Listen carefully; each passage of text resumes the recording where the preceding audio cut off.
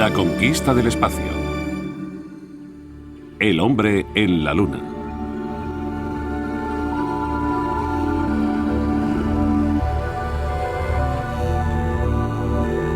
Estados Unidos mantuvo la promesa a su presidente fallecido y se convirtió en la primera nación que llevó humanos a la superficie de la Luna.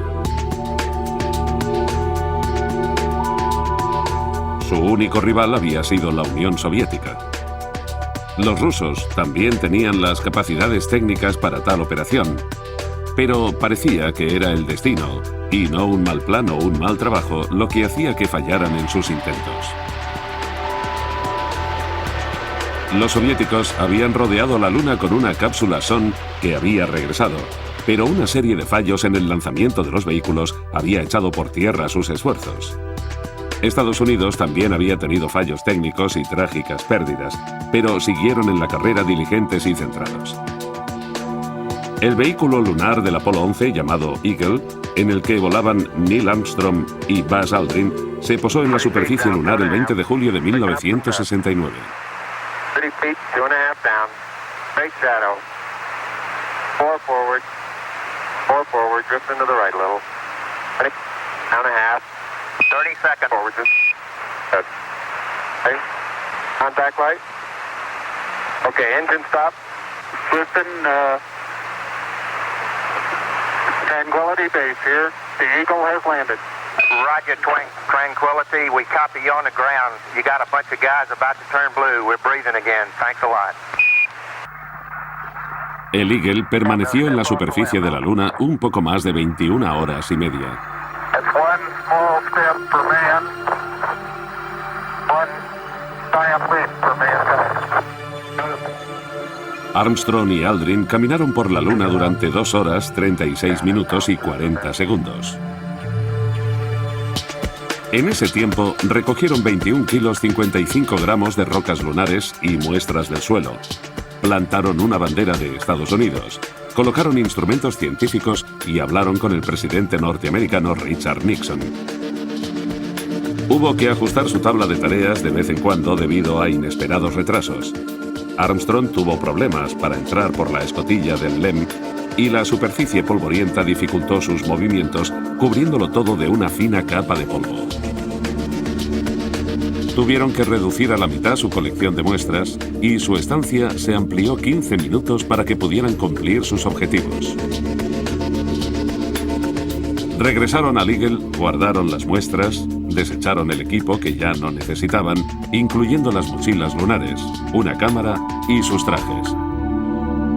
Aldrin también dejó una pequeña bolsa de recuerdos en la superficie conteniendo un disco con un mensaje, una hoja de palmera de oro y una placa de la misión del Apolo 1 en memoria de sus 3 compañeros fallecidos.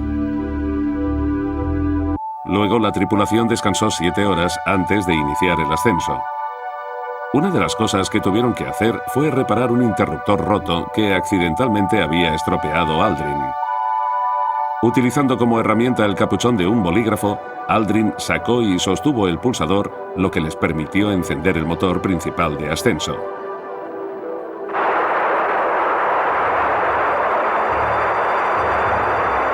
Beautiful. Very smooth. Very quiet ride. There's that one figure on there.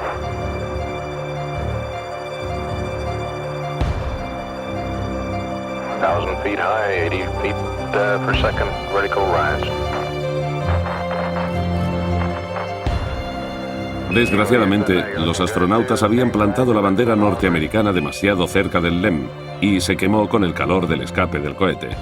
Misiones posteriores plantaron sus banderas mucho más lejos. La etapa superior del Eagle despegó y devolvió a los hombres a la órbita.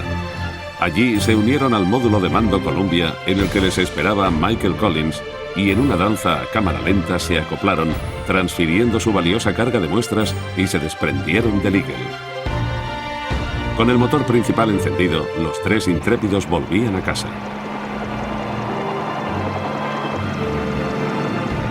La cápsula del módulo de mando del Apolo 11 amerizó en medio del Océano Pacífico a 380 kilómetros al sur del atolón de Johnson y fue recogida por el USS Hornet 1 hora después. El presidente Nixon estaba allí para saludarles personalmente. La visita a un mundo ajeno requería una cuarentena especial, por si los astronautas hubieran traído consigo patógenos o microbios desconocidos, un posible peligro para todo el planeta. Los astronautas vistieron trajes especiales herméticos y fueron lavados con potentes productos químicos cuando salieron del módulo de mando que flotaba en el océano. Después de un corto vuelo al portaaviones, fueron introducidos en una cámara móvil de aislamiento.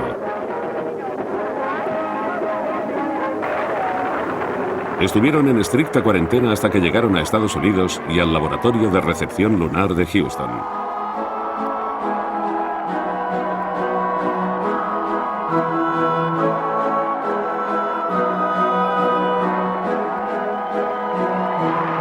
Finalmente, después de comprobar su inocuidad, los 3 astronautas quedaron libres el 13 de agosto para recibir los homenajes del público norteamericano.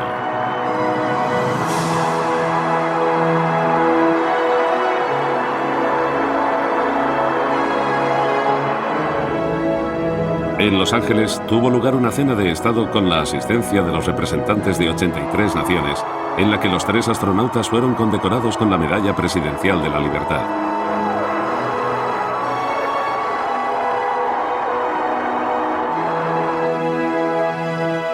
La salida para dar una vuelta al mundo de 24 días empezó en la Ciudad de México.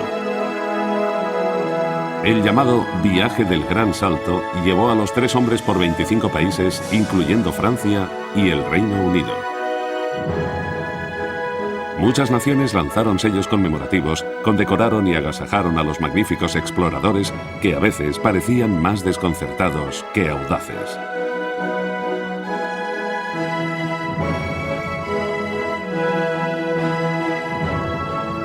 En San Luis, en la 27ª Convención Mundial de Ciencia Ficción, los 3 hombres fueron recompensados con el premio Hugo por el mejor alunizaje de todos los tiempos.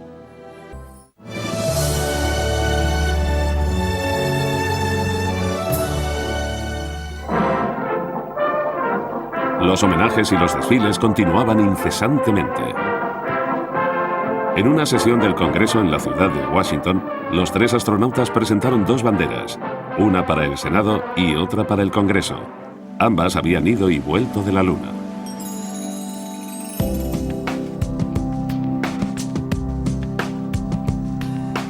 Ninguno de los 3 astronautas volvió a volar al espacio.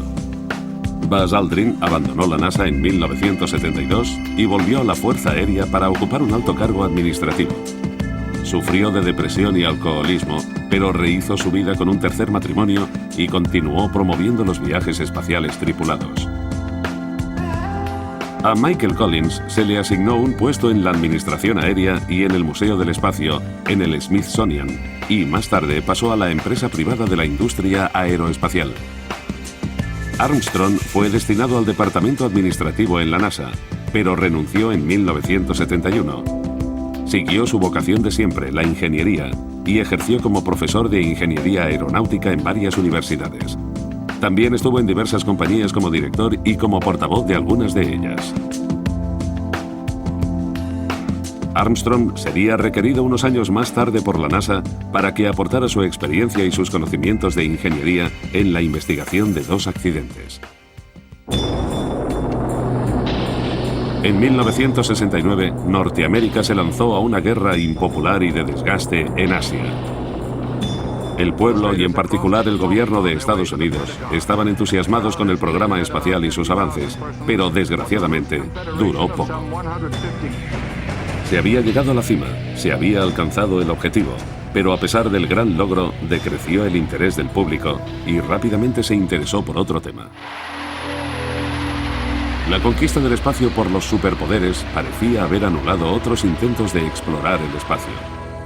Aunque los soviéticos habían lanzado el primer satélite en 1957, el Sputnik, y los estadounidenses el Explorer 1 en 1958, otras naciones habían trabajado para lanzar sus propios vehículos y satélites. Canadá lanzó su satélite Alouette 1 el 29 de septiembre de 1962 a bordo de un cohete norteamericano, Thor Agena B, desde la base de la Fuerza Aérea de Vandenberg. Francia se convirtió en la tercera nación independiente que lanzaba con éxito su satélite Asterix a bordo de un cohete Diamant que despegó desde Argelia el 26 de noviembre de 1965.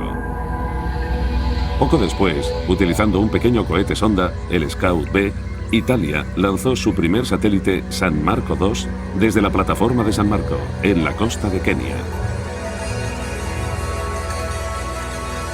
Australia había desarrollado su propia base de cohetes, Boomerang Rocket, y propulsado por un cohete norteamericano Redstone, puso en órbita su BRISAT el 29 de noviembre de 1967. El Reino Unido desarrolló su misil balístico Black Arrow, que lanzó desde Boomerang, y también con éxito su satélite Próspero X3 el 28 de octubre de 1971. Anteriormente, en abril de 1970, la República Popular de China disparó su cohete Largo Camino desde el centro Yihuan de lanzamiento de satélites, poniendo en órbita su satélite Dongfang-Hong 1. Una de las primeras naciones que ya en 1955 inició la investigación de cohetes espaciales fue Japón. El Instituto de Ciencias Industriales de la Universidad de Tokio lanzó su primer Pencil Rocket desde Kobukuni, Tokio. Al mismo tiempo, se formó el Laboratorio Espacial Nacional adjunto al departamento del primer ministro. Más tarde, el centro Akita de pruebas de cohetes se estableció en la playa de Michikawa, en la prefectura de Akita. Allí se hicieron muchos lanzamientos de pruebas de cohetes Pencil y Baby. Los alemanes tenían a von Braun, Norteamérica a Goddard y Rusia a Korolev. Japón tenía al profesor Hideo Itokawa. Después de la Segunda Guerra Mundial, Japón empezaba de cero en la investigación de cohetes. Los estudios y los desarrollos anteriores habían sido destruidos por los diseñadores ante el temor de ser acusados de crímenes de guerra o desaprobados por las fuerzas aliadas. Cuando era niño, Itokawa había presenciado las acrobacias de un avión norteamericano que despertó en él un gran interés por los vuelos, su vocación por la ingeniería aeronáutica y el diseño de aviones. Después de la guerra, se prohibió a Japón la investigación de cualquier tipo de armas e Itokawa se dedicó al estudio de la ingeniería médica y acústica en Estados Unidos, donde escribió un libro sobre medicina espacial. Volvió a Japón entusiasmado con la idea de investigar en la práctica los vuelos espaciales. Con su entusiasmo, consiguió el apoyo de la universidad y la industria.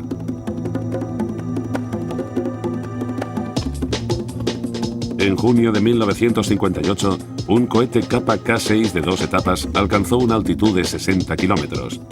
2 años después, en julio, un K-81 modificado llegó a una altura de 190 kilómetros e hizo mediciones de la densidad de los iones. En diciembre de 1961 se consiguió llegar a los 300 kilómetros. Nuevamente, los detectores de a bordo registraron la densidad de electrones y la temperatura. En 1964, Japón lanzó su primer satélite meteorológico de observación, el MT-135-1. En 1967, un cohete L3H3 alcanzó una altitud de 2.150 kilómetros. En 1969 se formó el NASDA, con sede central en el Centro Espacial Tanegashi, absorbiendo otras ramas de investigación y estaciones de rastreo. El 11 de febrero de 1970, Japón se unió al pequeño pero creciente club de naciones capaces de viajar al espacio. El satélite Osumi consiguió con éxito situarse en órbita. Su naciente industria electrónica y su floreciente economía convertirían a Japón en un miembro clave de los proyectos futuros de los vuelos espaciales no tripulados.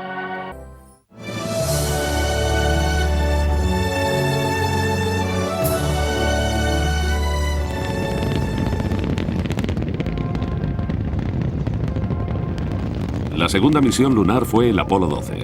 El comandante Charles Conrad hijo, el comandante piloto del módulo Richard Gordon hijo y el piloto del módulo lunar Alan Bean despegaron en noviembre de 1969 durante una tormenta. A los 30 segundos de vuelo, el Apolo 12 fue alcanzado por un rayo que interrumpió momentáneamente la electricidad, las comunicaciones y la telemetría. Cuando se reanudó el contacto con el control de tierra, se comprobó que la telemetría de los cohetes estaba inutilizada y era inservible. Era inminente el aborto de la misión. Sin embargo, un controlador recordó un procedimiento y sugirió al astronauta Alan Bean que intentara pasar el SCE a modo auxiliar. Era un interruptor desconocido en un panel secundario del que casi nadie conocía la función. Bean lo hizo y se solucionó el problema, evitando el segundo fracaso de la misión. Su viaje hacia el mar de las tormentas continuó sin sobresaltos. Una vez en órbita, el módulo lunar se desprendió y descendió hacia la superficie. Aunque el del Apolo 11 había sido un evento con tensiones y problemas, el segundo descenso fue mucho más tranquilo. That's it, there's LPD. Roger, copy, P-64. 1,000 update. Hey, there it is. There it is. Son of a gun, right down the middle of the road. Outstanding, 42 degrees, Pete. Coming down at 2, Pete. You got plenty of gas, dude. Hang in there. 30 seconds. 18 feet, coming down at 2. He's got it made. Come on in there. 24 feet. Contact light. Roger, copy, contact. Rock. Pro. Yeah, pro.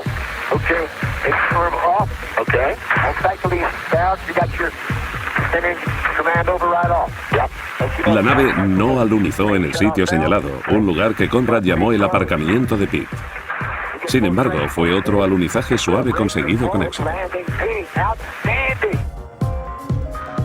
El sentimiento al descender por la escalerilla del LEM fue distinto, y Conrad, con una estatura bastante menor que la de Armstrong, se refirió a la famosa frase de Armstrong.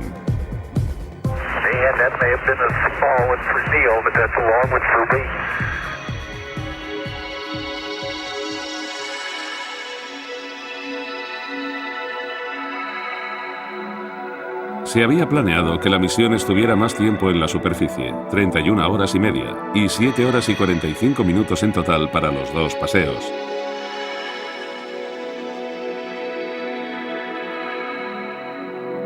Para mejorar la calidad de las imágenes televisadas, la NASA había previsto esta vez una cámara de televisión en color de alta resolución para las operaciones en la superficie.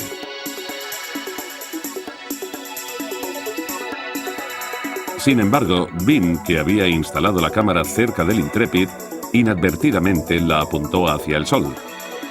Y el tubo se dañó enseguida. Apenas hay cobertura de las operaciones en la superficie.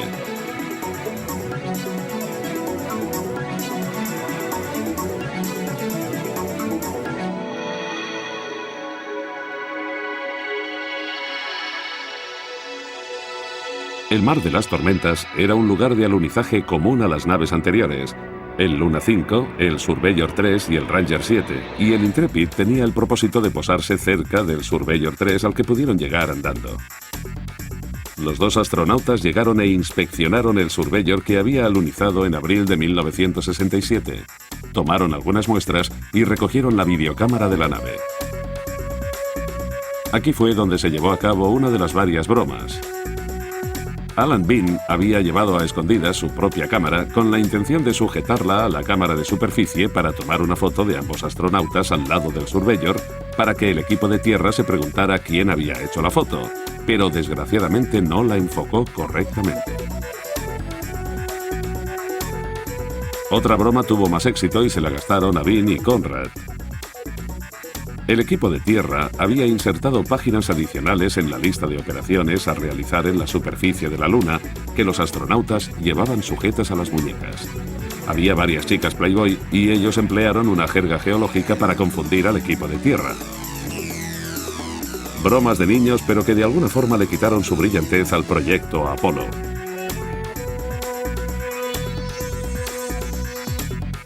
En la Tierra hubo quejas a las cadenas de televisión porque se interrumpió la emisión en directo del lanzamiento del Apolo 12. A veces la fama dura poco. El Apolo 12 completó sus objetivos, colocó varios instrumentos para experimentos en la Luna y recogió muestras con un peso de 34 kilos. Antes de abandonar la Luna, Bean dejó las alas de piloto del astronauta Clifton Williams, fallecido en un entrenamiento. También dejó varios rollos de película veladas accidentalmente. ¿Tuvo algo que ver la lista de tareas de su muñeca?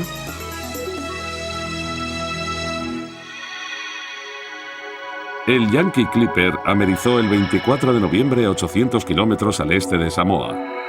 Durante la operación, una cámara de a bordo se soltó y golpeó a Bean en la cabeza, dejándolo unos segundos sin sentido.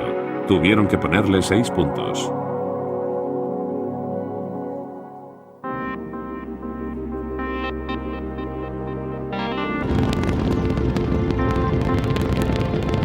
La tercera misión lunar tripulada, el Apolo 13, despegó el 11 de abril de 1970. Hubo un cambio de última hora a causa del sarampión y un miembro de la tripulación de reserva, Jack Swigart, fue nombrado comandante piloto del módulo. El comandante del vuelo era el veterano Jim Lovell y el piloto del módulo lunar era Fred Hayes. Durante la primera fase de la misión ocurrió un incidente de menor importancia. El motor central, uno de los 5 de la segunda etapa, se apagó prematuramente. Más tarde se descubrió un problema de oscilación de pogo muy grave y hubo que hacer cambios en el diseño en los vuelos siguientes. Los 4 motores restantes permanecieron encendidos largo tiempo para compensar la pérdida de fuerza. El módulo de mando, el Odyssey, y el Lunar Lander Aquarius empezaron su viaje de 3 días hacia la Luna. Había desaparecido el entusiasmo de los medios de comunicación por los primeros vuelos. De hecho, decidieron no interrumpir la programación habitual para televisar las imágenes que los astronautas filmaron desde la cápsula durante su ruta.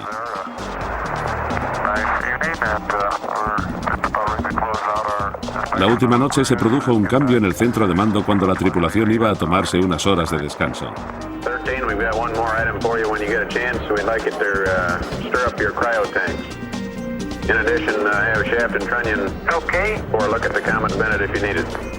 Estaban a 321.000 kilómetros de la Tierra.